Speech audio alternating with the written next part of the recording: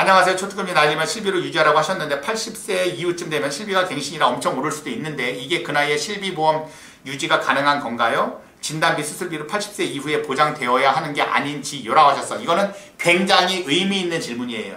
이런 질문에 숨어있는 속뜻, 즉 이거가 만약에 설계사들이 얘기했다 그러면 여기에 숨어있는 속뜻은 뭐냐면 여러분들한테 항상 말씀드렸어. 실비는 수당이 없어. 그러니까 실비는 제끼고 실비가 나중에 더럽게 많이 올라가서 더 이상 유지할 수 없을 때는 실비를 버려야 되잖아. 그러면 내가 갖고 있는 보험은 지금처럼 진단비라든가 수술비, 사망보험금이 들어가 있는 종합보험밖에 없단 말이지. 그러니까 이 보험을 빵빵히 넣어서 실비 더럽게 올라가면 버리고 이 종합보험을 유지하는 방법밖에 없습니다라고 설계사들이 얘기하면 처음에 들었을 땐 진짜 그렇겠네 라고 생각할 수 있는 거죠. 그거 다 사기꾼 새끼들이에요. 왠지 아세요? 수당은 실비는 없기 때문에 실비는 버리고 나머지 종합해서 수당을 다 뽑아 쳐먹는 겁니다. 초특급님, 아무리 그렇다고 하더라도 실비가 올라가서 나중에 보장을 못 받는 거는 맞지 않습니까? 라고 이렇게 질문하신 분들이 있어. 이거는 선택의 여지가 없는 거예요. 왜? 해마다 건강보험 또는 자동차 보험이 올라가는 것처럼 실비가 올라가는 건 어쩔 수 없어요. 단 예전에 가입한 실비들, 예전 실비 2017년 4월 이전에 가입한 실비들은 훨씬 많이 올라가기 때문에 지금의 실비로 내가 그래서 갈아타라고 하는 거야. 나이 지금 60줄 다 되신 분들이 있죠? 2009년, 2010년도에 가입한 실비 있지 않습니까? 10만원이 넘어갑니다. 지금 착한 실비로 갈아타잖아. 60 먹은 사람들 3만원이 채 안 나와요. 알겠어요? 지금 3분의 1, 4분의 1밖에 안 돼요. 지금 실비는. 따라서 지금 실비로 무조건 갈아타라고 내가 한 1억 번 얘기했잖아. 1억 번. 근데 설계사 새끼들이 맨날 콧방귀 끼고 저 새끼 맨날 불안한 까고 자빠졌네 라고 하는 이유는 뭐야? 실비는 수당이 없기 때문에 이 새끼들은 실비는 아예 신경도 안 써. 계속 진단비만 많이 넣어서 80세, 90세, 100세까지 가져가세요 라고 한단 말이에요. 근데 지금 80세가 넘어간다고 생각을 해보세요. 그러면 그때는 어떻게 된다? 돈에 대한 가치는 떨어진다. 저 40인데요. 40일 경우에는 애매할 수 있어요. 80세가 돼도 되고 90세 만기가 돼도 상관은 없어. 왜? 90세면 50년, 80세여도 40년 동안은 보장받는단 말이야. 아시겠죠? 돈에 대한 가치가 떨어진다는 걸 항상 여러분들 명심하셔야 돼. 종신보험 가입해서 사람은 한 번은 죽으니까 언제든지 받아서 좋습니다. 100% 지급받는 상품이 종신보험이에요 라고 하지만 실제 나중에 90살에 늙어주고 보세요. 어떻게 돼 있어? 그 똥값 대 사망보험금은. 그때는 내 새끼들조차도 엄마와 아빠가 되어 있을 때이기 때문에 아빠에 대한 사망보험금은 그때는 필요 없다. 알겠죠? 항상 명심하세요. 초특급만. 그래 여러분들 수천만원, 수억 절약할 수 있다는 거를 항상 아셔야 되는 거예요. 알겠죠?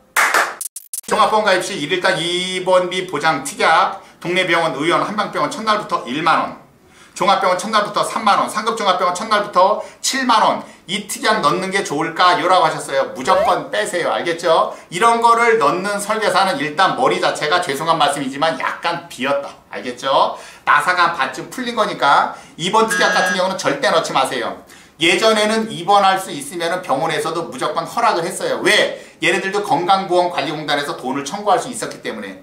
그런데 지금은 입원하지 말아야 될 사유임에도 불구하고 병원에서 입원을 계속 장기를 시키지 않습니까? 그만 병원 페널티 먹습니다. 그래서 암 같은 경우도 왜 2주 있으면 퇴원을 시키냐면 의료기술이 좋아져서 2주 만에 다 나아서 퇴원시키는 게 아니야. 더 이상되잖아요? 건강보험관리공단에서 입원비라든가 일체 진료비를 주지 않습니다. 무슨 말씀인지 아시겠어요? 그래서 서둘러서 퇴원시켜서 병원 자꾸만 돌게 하는 거예요. 알겠죠? 절대 가입하면 안 된다. 초특급 말 들어라. 손해보험사의 질병사망보험금 같은 경우는 타먹기 힘든 가요라고 하셨어. 실제로 생명에서 보상하는 재해사망보다는 손해보험에서 보상하는 상해사망의 보장 범위가 훨씬 넓습니다. 아시겠어요? 아 그래요 초특급님? 이렇게 놀라시는 분들이 많아. 훨씬 넓어요. 만약에 탈수로 사망을 했다. 그러면 어떻게 되느냐? 생명보험에서는 그런 일반 사망으로 봅니다. 그런데 손해보험에서 나중에 마라톤 같은 거 하다가 죽잖아? 그건 상해사망으로 봅니다. 아시겠죠? 그리고 또 여러 가지가 있어. 만약에 병원에서 그전에 신해철처럼 수술을 하다가 의사의 과실이, 그 과실은 있었잖아. 그러니까 만약에 없이, 의사의 과실이 없이 이 환자의 특이 체질로 사망을 했다. 그러면 이건 일반 사망으로 들어가요. 생명보험에서는. 근데 손해보험에서는 어떻게 되느냐? 의사의 과실이 있든 없든 수술하다 사망하잖아? 그러면 이거는 상해사망으로 들어갑니다. 아시겠죠? 여러분들이 꼭 아셔야 돼. 그거 굉장히 중요한 거예요. 여러 가지들이 있어. 또 뭐가 있어? 뭐 떡 같은 거 먹다가 사망을 했다. 그러면 이게 상해사망으로 들어갈까요? 재해사망으로 들어갈까요? 요거는 재해사망으로 들어갑니다. 떡 먹다가 사망을 하면 재해사망이야. 그러나 만약에 예전에 뭐 식도염이 있어서 그래서 뭐 콜록콜록대고 막 약을 이렇게 먹고 했었는데 막 식도염이 너무 안 난 거야.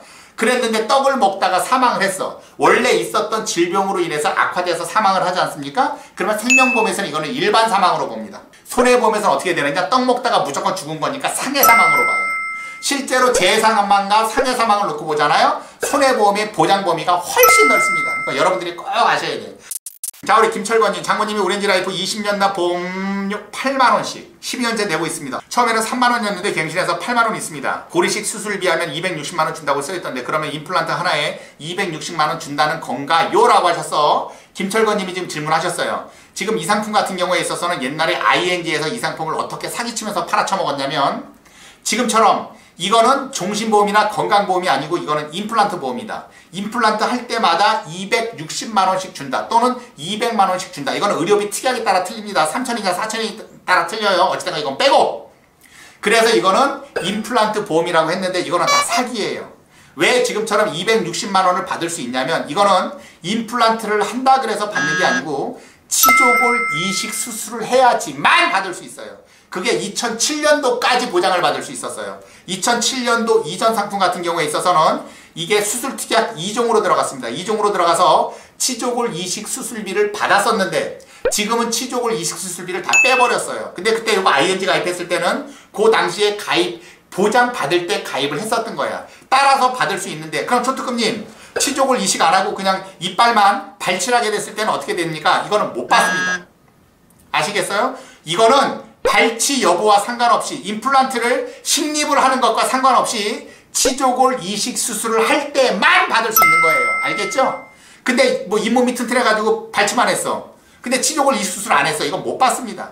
아시겠죠? 자, 봅시다. 얼마 전 유료 상담 받았습니다. 우리 박소영님, 아, 유료 상담 받으신 분이에요? 그래요. 유사함이 없다고 가입하라는데 2014년도에 이전 가입암 6천이 있습니다. 안 해도 되겠죠? 메리트는 유사암 종류별로 준다고 하면서 설계사가 꼬시고 있습니다.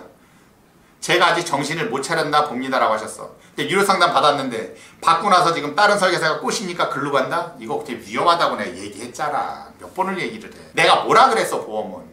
상담 받는 것도 중요하고 초특급을 통해서 돈을 냈으니까 가입 설계서를 받는 것도 중요하나 그거보다 더 중요한 게 뭐라 그랬어. 정확히 고지해서 가입을 하는 게 훨씬 중요한 거예요. 내가 가입 설계서 다 뽑아놨더니 어떻게 했냐? 다른 개쓰레기 같은 설계사가 이걸 다 망가뜨린 거야. 병신같이 엄한 거 막 고지하고 그래서 다 거절나고 막 부담보 뜨고 이게 개 지읒같이 해놓은 거예요 이거를. 그러니까 다시 나한테 온 거야. 나 그럴 때는 안 받습니다. 알겠죠? 왜? 이미 난장 까놨잖아. 그걸 또 내가 어떻게 또 수습하겠어. 전 그런 거는 안 받아요. 알겠죠? 항상 조심해라. 알겠죠? 초특급한테 유료 상담 받고 가입 설계서 받는 게 끝이 아니야! 더 중요한 것보다 정상적으로 계약이 인수될 수 있게끔 총무들이 이걸 해서 또 올리는 게 중요하거든. 아유 죽겠네. 미치겠네 이거. 초특급님 맘모톰 수술비도 실비 되나요? 라고 하셨어요. 원래는요 이 맘모톰 수술 있죠? 원래 그 실비에서 지급되면 원래 안 돼요. 이걸로 지금 의료기하고 보험사하고 그때 한번 대판 한번 붙었었죠. 이 맘모톰 수술이라는 거는 이거는 비급여가 아니라 임의 급여도 아닌, 즉 이거는 급여 비급여의 대상 자체가 아예 안 되는 거였었어요. 그래서 맘모톰 수술 같은 경우는 이거를 비급여로 보험사가 잘못 알고 있었는데 맘모톰이 비급여로 된 지 지금 얼마 안 됐어요.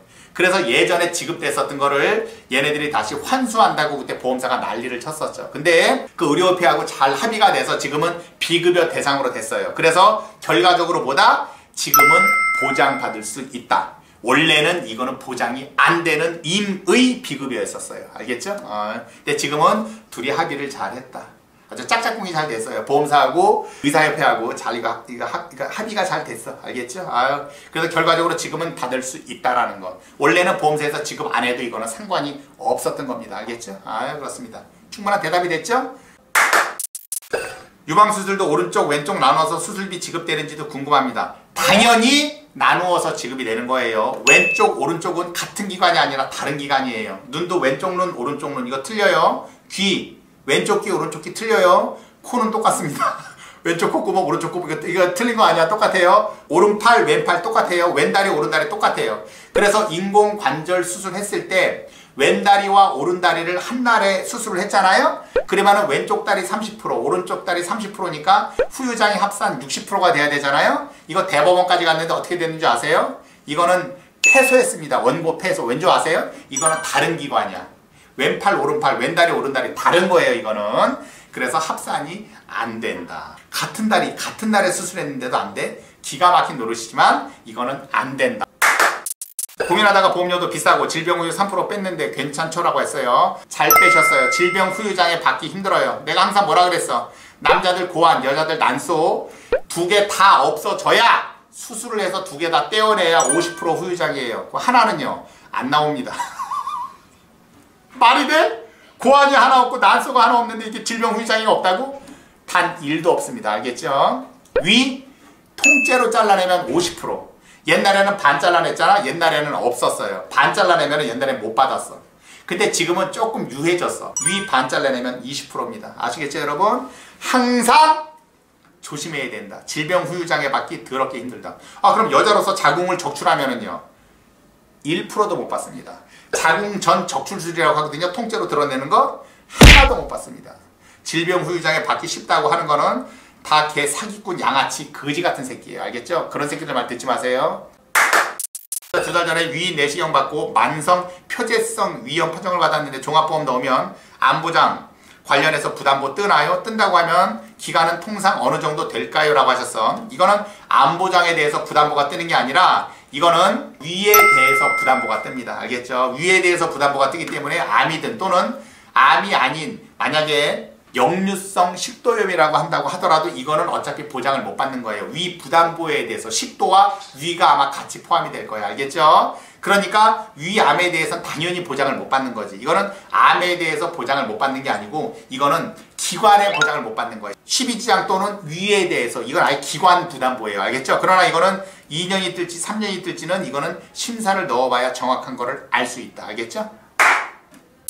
남편 거 06년도 실비 5천에 3천 10짜리인데요. 착한 실비 전환하려고 하는데요. 하게 되면 이거는 문제가 뭐가 발생을 하느냐. 얘는 80세 만기이기 때문에 착한 실비로 전환을 해도 80세예요. 따라서 결과적으로 제가 말씀드릴게요. 과거 병력이 너무 많아서 신규로 못 들어갈 때는 어쩔 수 없어요. 전환을 해야 되는 거고. 과거 병력이 특별히 없었다. 그러면은 100세 만기 새로운 실비로 가입을 해야 된다. 알겠죠? 초특말 들으세요. 2017년 신장 이식하고 3개월마다 건강검진 받고 약 먹고 있어요. 검진기간이 4개월은 되어야 유병자 가입이 가능하다는데 맞나요? 라고 했어요. 자, 이거는 수술을 딱 2년 됐단 말이에요. 2017년이죠. 18년, 19년이에요. 지금 10월이잖아? 근데 이때 2017년 몇 월에 수술했는지가 중요해. 만약에 2017년 5월에 수술했다 그러면은 2019년 5월 지나면은 가입이 가능할 수 있어요. 왜? 유병자 보험은 325라 그래서 2는 2년에 해당이 되는 거야. 따라서 신장 이식했으면 이건 수술에 해당되거든요. 그렇기 때문에 얘는 2019년 5월 지나면 가입할 수 있다. 딱 2년만 지나면 되는 거예요. 알겠죠? 만약에 11월에 수술을 했다 그러면 지금 11월 됐지 않습니까? 요때 가입을 하실 수가 있다라는 거. 그렇습니다.